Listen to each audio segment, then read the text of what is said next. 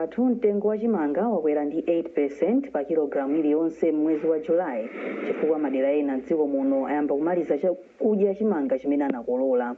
Izi ndi malingana ndi zomwe kafukufuku wa bungwe loona za kafukufuku wa chakudya la International Food Policy Research Institute wapeza. Macloyd Chilangiza ali zambiri mu ripoti ili.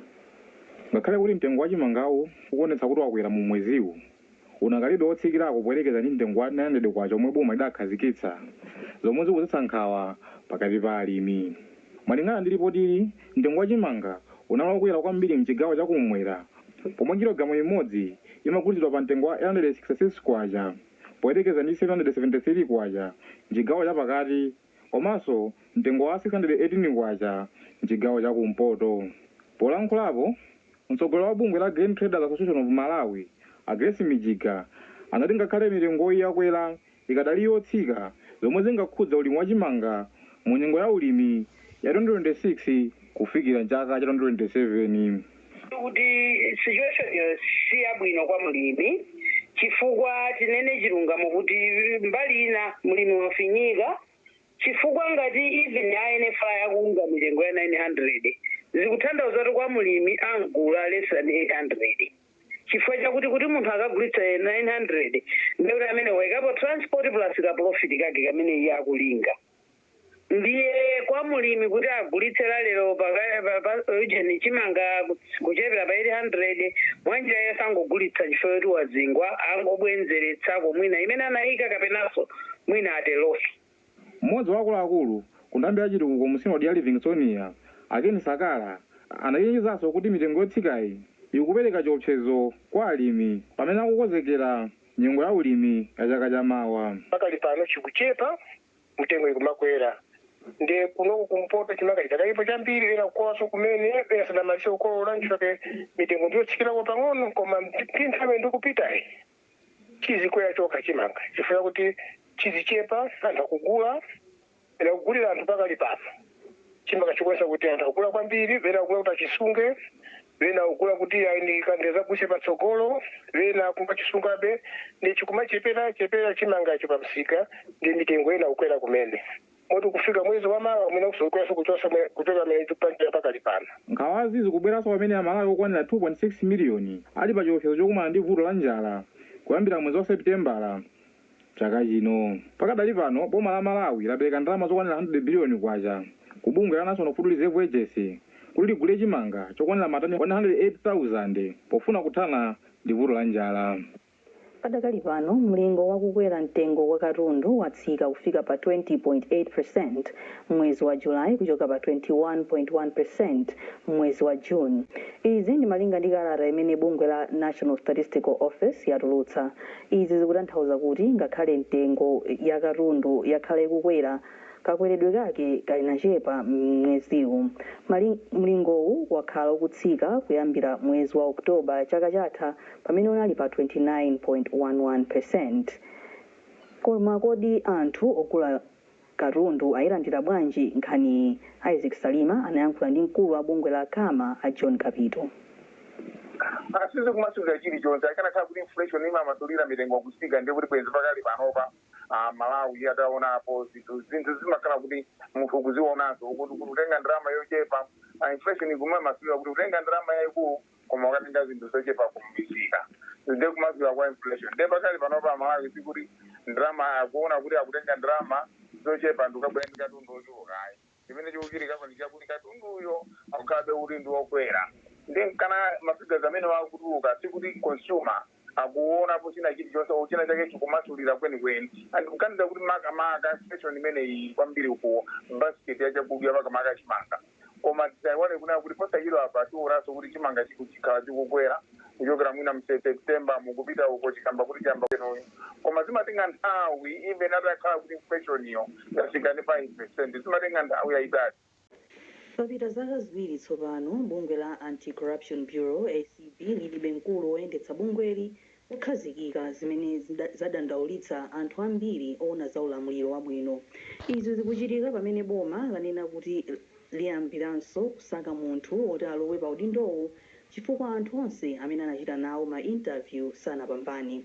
Mu studio muno ndili ndi mmodzi wa akonzi ankhani Alec Ponje yemwe akuthira ndimanga pa nkhani mapoyamba Wezi Gausi ali ndi zambiri mu ripotili. Bungwe la ACB lakhala likugwira ntchito zake kopanda mkulu woyendetsa bungweli Chijokeleni Amartha Chizuma mu chaka cha 2024. Kwa zaka ziwiri tsopano bungweli lakhala ndi atsogoleri ongogwirizira chabe amene amayendetsa bungweli zimene zapangitsa anthu osiyanasiyana kudabwa zakagwiridwe kake ka ntchito. Mkulu wa bungwe la Center for Social Accountability and Transparency Awile Kambwandira ati kukhala nthawi yayitali opanda mkulu wa bungweli kukupangitsa kuti Amalawi ambiri asiye kukhulupirira ntchito zapasi pa bungwe la ACB. Iwo ati izi zikuonesa kuti boma lilibe chikhumbokhumbo chothana ndi katangale komanso chinyengo mdziko muno chifukwa bungweli silikuyenera kukhala opanda mtsogoleri. Ndinkhani yomvetsa chisoni kwambiri komanso mwina si kupereka chiyembekezo pa nkhani yothana ndi katangale. Mwina bungwe ngati limeneli silingakhale ndi munthu ogwirizira kwa zaka ziwiri tsopano. Izi nzomvetsa chisoni kwambiri komanso sizikuonetsa chidwi chimene tili nacho ngati dziko chofuna kuthana ndi katangale. Tikudziwa kunena kuti munthu amene akungogwirizira udindo pali ziganizo zina zimene sangapange. So mwina kupanga izi kukungopangitsanso kunena kuti bungweli likhale lofoka, lisakhale ndi mphamvu, lisakhale loyima palokha komanso anthu asakhale nalo mwina chidwi chenicheni. Ndiye tikupempha boma kuti lichite machawi kulemba wamkulu wa bungwe limeneli la ACB mofulumira. Komabe pakuyankhapo pa nkhaniyi mlangizi wamkulu wa boma pa nkhani ya zamalamulo a Frank Mbeta ati kukhala ndi mkulu wogwirizira udindo ku bungwe la ACB ndizovomerezeka pa malamulo a dziko lino. Ndipo iwo atsindika kunena kuti mtundu wa Malawi ukhale ukuwuzidwa yemwe wasankhidwa kuti tsopano ndi amene akhala kuyendetsa bungwe la ACB. Kupitirira ndi nkhani mungananenera mucha kuti mu studio muno ndi mmodzi wa akonzi a nkhani kuno ku Times amene ndi Alec Ponje kuti atunikire nkhani yathu yayikulu. Madzulo abwino Alec. Madzulo abwino Florence. Tikaona nkhani yathu kodi kusakhala ndi mkulu wa bungwe limene la ACB kwa zaka ziwiri tsopano kukutanthauza chani pakayendetsedwe ka boma komanso bungwe limeneli?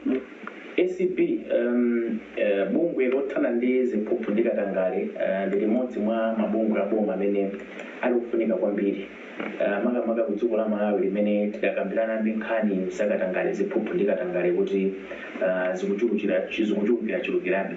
So patsogolo pake pali ACB. Of course nzika iliyonse ili ndi udindo olimbana ndi ziphuphu ndi katangale. Ndi bungwe ngati limenelo mukukhazikika kwake kwa bungwelo limene kuti lizigwira ntchito mwadongosolo kusamakhale china chilichonse chokayikitsa kapena chokhanga chibwera mbuyo. Ndi pachiyambi penipeni ndipoti likhale ndi utsogoleri wokhazikika, likhale ndi mtsogoleri amene akudziwa zoti ine ndilipo ndipo ndili ndi ntchito ndipo ndili ndi masomphenya oti ndikufuna ndichite izi futi aliyense akakhala pa ntchito amakhala ndi vision, amakhala ndi masomphenya kuti mwina zaka ziwiri zaka zitatu tikufuna tichite izi ndi izi. Chifukwa yake mabungwe kandi nthambi zaboma kandi maunduna amakhala ndi vision kapena so strategic plan imakhala yoti achita kukonza. Ndi kupezeka kuti ku ACB kulibe anizikungokamba zoti zapompano pakutha zaka ziwiri. Kutanthauza kuti nthawi amene akhala ali pa udindo ndongogwirizira antimadziwa zoti munthu ogwirizira msachidziwikire kuti chidwi chake chimakhala chochepera apa makhala kuti nayenso palibe certainty chasakudziwa zoti kodi mawa libalanji kodi ine ndidzakhalapobe ndikungogwirizira udindowu mwina pakhoza kubwera wina ndi olo vision yake yeniyene simaoneka bwinobwino. Komanso kuti kodi chaka ino chikamatha tikhala kuti tathana ndi ziphuphu ndi katangale tathana nazo motani, ngati pali milandu imeneyo taizenga motani, kodi tapambana motani, talephera motani, azitha kuchivomereza kuti ngati akulephera ndiyeyo koma osati azikhala kuti mwina akulukwikapo mtima yekhaso kumabwerera mbuyo. Zikomo kwambiri Alec Ponje potunikira nkhani yathu yayikulu madzulo ano. Musaiwale kupanga subscribe pano pa Bakili News TV kuti muzilandira nkhani zosiyanasiyana zomwe tizikupatsirani pano. Zikomo.